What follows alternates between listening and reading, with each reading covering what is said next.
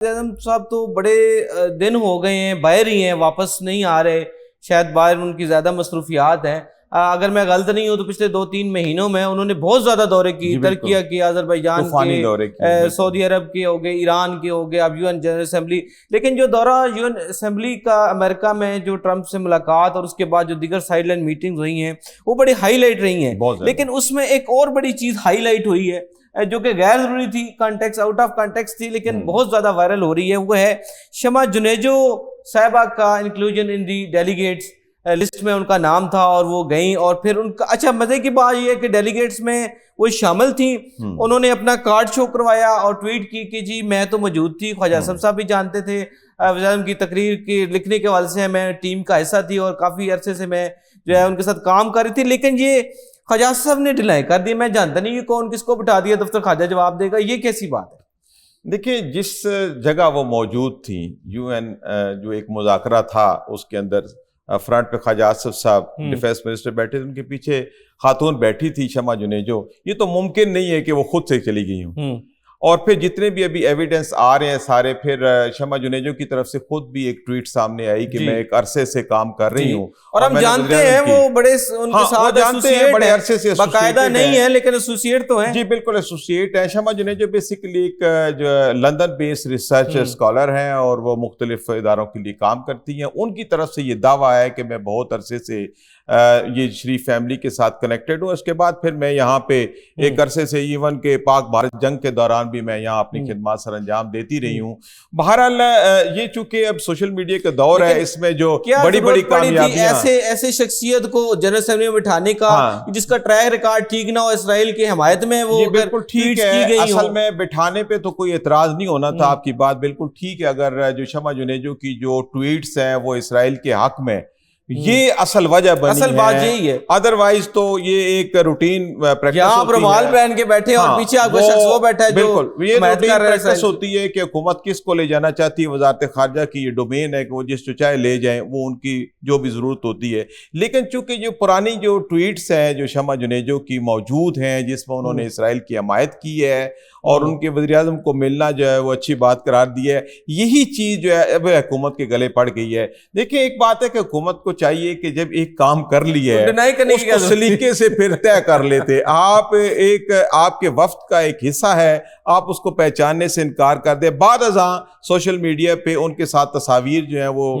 کافی جگہ شیئر کی گئی ہیں، تو آپ یہ ڈینائی تو وہ نہیں کر سکتے کہ ہم اس شمع جنیجو نامی خاتون کو جانتے نہیں، جانتے تو ہیں، لیکن یہ کنٹروورسی بنا دی گئی ہے، اگر حکومت چاہتی تو اچھے طریقے سے اس کو ہینڈل کر سکتی تھی۔ اس میں ایک اور بھی جو ہے وہ شخصیت کی اضافہ ہو گیا ہے، ڈاکٹر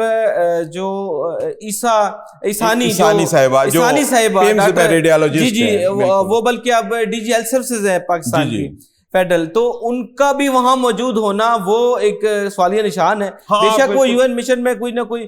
کسی تقریب کا ایسا تھی، لیکن وہاں پہ جنرل اسمبلی کے اجلاس میں عائشہ عیسانی کا ہونا، ایک ڈاکٹر کا ہونا، اور irrelevant to the foreign office اور فارن پالیسی اور فارن میٹر، آپ ایسے بندے کو کیوں بٹھا رہے ہیں؟ بس دیکھیں اب تو سوشل میڈیا کے دور چھپتا کچھ بھی نہیں ہے، پہلے تو ایسا شاید ہوتا ہوگا کہ وہ جب جس کو چاہے لے جاتے ہوں گے تو وہ ان کی مرضی ہے، لیکن اب چونکہ ایک ایک چیز جو ہے وہ نوٹ کی جاتی ہے، بارہ شیئر کی جاتی ہے اور مختلف اینگل سے شو کی جاتی ہے، تو اب یہ کہنا کہ جی وہ ایسے چلی گئی ہے، وہ ان کا بھی ہونا چونکہ ایک ڈاکٹر ہے، ڈاکٹر کا وہاں پہ یو این میں جانا جو ہے، لیکن بہرحال تھی ان کی تقریب میں شمولیت تھی، لیکن چلے کوئی بات نہیں، جو بھی ہے اصل بات یہ ہے کہ حکومت کو چاہیے ابھی بھی کہ اپنی جو بھی ان کی لسٹ تھی وہ ڈسکلوز کر دیں کہ جی ہم خود لے کے گئے ہیں، جب لے کے گئے ہیں تو پھر ماننا تو پڑے گا نا، ماننا پڑے گا، نہیں مانیں گے تو یہ کنٹروورسی چلتی رہے گی۔ یہ سوشل میڈیا کا کمال ہے کہ اتنی بڑی اہم تقریر کی وزیر اعظم نے وہاں پہ، پاکستان نے اتنی کامیابیاں سمیٹی،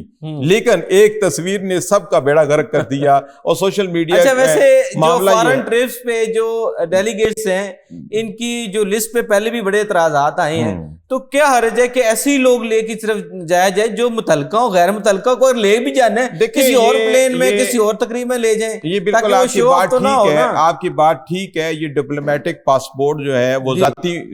جان پہچان پہ بھی دے دیے جاتے ہیں. کہ بلو پاسپورٹ جب آپ نے ایشو کر دیا ہے تو پھر غیر متعلقہ لوگوں کو بھی آپ نے کر دیا. یہ گفٹ ہے جی، بلو پاسپورٹ بھی گفٹ ہے. یہ اپنے من پسند لوگوں کو گفٹ کیا جاتا ہے، اپنے من پسند لوگوں کو یہ گفٹ دے کے باہر بھیجا جاتا ہے. اسی طرح من پسند لوگوں کو یہاں وزارتیں دی جاتی ہیں، من پسند لوگوں کو ٹھیکے دیے جاتے ہیں. کتنے بلو پاسپورٹ ایشو کیے جاتے ہیں اس ملک میں؟ یہی ہے ذاتی ہوگا جی بالکل، ذاتی پسند ناپسند کی عمر بڑے بڑے عہدے دیے گئے ہیں، ابھی بھی دیے جاتے ہیں. یہ بڑی بڑی ہسٹری ہے یہ پاکستان کے اندر کہ یہاں پہ میرٹ بیس کچھ نہیں ہوتا. جب ہم کرکٹ کی بات کر رہے ہیں تو اس میں بھی میرٹ کا مسئلہ ہے، یہاں بھی میرٹ کا مسئلہ ہے. اگر میرٹ پہ یہ لوگ لے کے جائیں اور صرف یہ منسٹری آف فارن افیئر کے کنسرن لوگ اگر دوروں کے اندر شامل ہوتے تو آج یہ دن نہ دیکھنا پڑتا. اتنی کامیابیوں کے باوجود بھی یہ ایک داغ جو لگا ہے دورے کے اوپر، اس سے بچ جاتے. صحیح. اچھا، ایک اور خبر جو دنیا نیوز کی لائن ہے اس میں یہ ایک ملک ہر میدان میں آگے بڑھ رہا ہے، اکیلا کپتان کچھ نہیں کر سکتا، کامیابی ٹیم ورک سے ملتی ہے. وزیر اعظم صاحب کا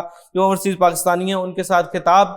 اس میں انہوں نے کہا ہے کہ ترقی کا وقت آ چکا ہے، معیشت درست سمت پہ جا چکی ہے، اوورسیز پاکستانی ادارے. اچھا، کیا وجہ ہے کہ ہم اوورسیز پاکستانی کو جا کے ملتے ضرور ہیں، ان کے جو ہے وہ ان کی ہمیں ضرورت بھی رہتی ہے، فارن ریمیٹنس بھی چاہیے ہمیں ان کو، لیکن آج بھی ہمارا جو اوورسیز پاکستانی ہے بیچارہ وہ پریشان ہے. ہر صدر وزیر اعظم ادھر جاتا ہے، منسٹر جاتا ہے، ان سے ملتا ہے، وعدے وعید کرتا ہے، لیکن آج بھی یہاں پہ انہوں نے جو خریدی جائیدادیں ہیں ان کے اوپر قبضہ، گروپ اور قبضہ مافیا نے قبضہ کیا ہوتا ہے، وہ قبضہ نہیں چھوڑتے. تو یہ کب تک سلسلہ چلتا رہے گا؟ دیکھیں، جو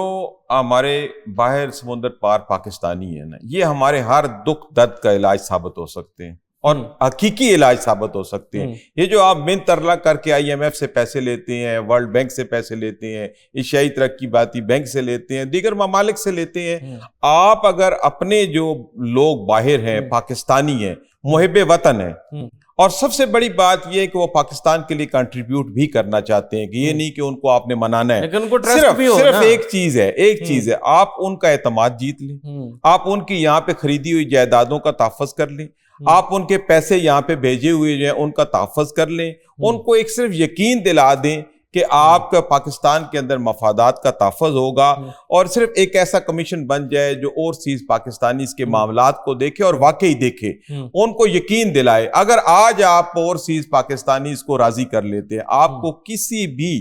قرض کی ضرورت نہیں ہے، خود پاکستان جو ہے وہ اپنے پاؤں پہ کھڑا ہو سکتا ہے، آپ کو کچھ بھی کرنے کی ضرورت نہیں ہے. لیکن اصل پرابلم یہ ہے کہ یہاں پہ سب سے زیادہ شکار ہی اوورسیز پاکستانیز ہوتے ہیں، کیونکہ یہاں موجود نہیں ہوتے. ان کے جو یہاں پہ مفادات ہیں، ان کی جائیدادیں ہیں، ان کے اوپر قبضہ کرنا بہت آسان ہے. یہ حکومت کا کام ہے